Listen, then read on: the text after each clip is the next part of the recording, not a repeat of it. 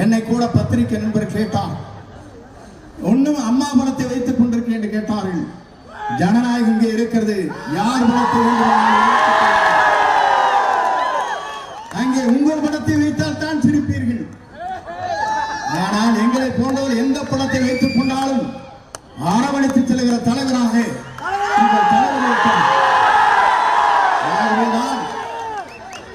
இந்த படத்தை பார்த்து பத்திரிகையாளர் கேட்கிற போது நான் சொன்னேன், 50 ஆண்டு காலம் புரட்சி தலைவர் அம்மாவுடைய படத்தை வைத்துக் கொண்டிருந்த நான் ஒரே நாள் இந்த படத்தை மாற்றி இருந்தால் நீங்கள் என்ன கேள்வி கேட்கப் போகிறீர்கள்? துரோகி என்று சொல்ல எழுதியிருப்பீர்கள்.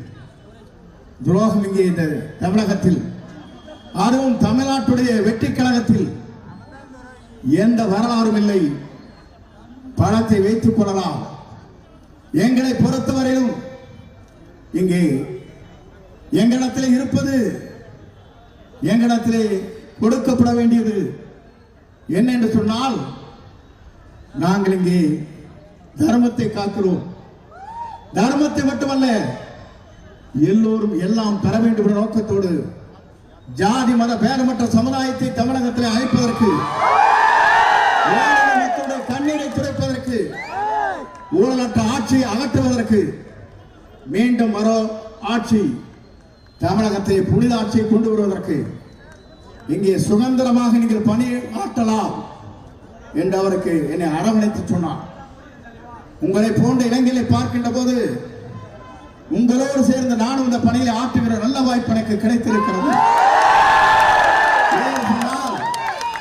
நீங்கள் கவலைப்பட தேவையில்லை. நான் அவர் வருகிற போது வழிகாட்டியாக இருப்பேன்.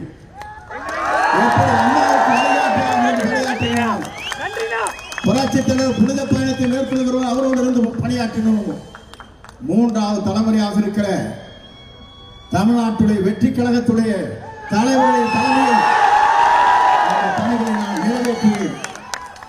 ஆகவே இளைஞர்களாக இருக்கிற நீங்கள் இங்கே வருகிற போது அத்தனை பேரையும் நான் பார்க்கிறேன். அத்தனையும் கருப்பு முடிகளாகத்தான் தலை இருக்கிறது.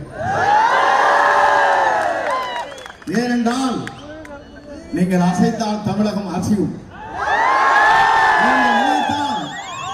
தமிழக மக்களுக்கு பணியாற்ற முடியும்.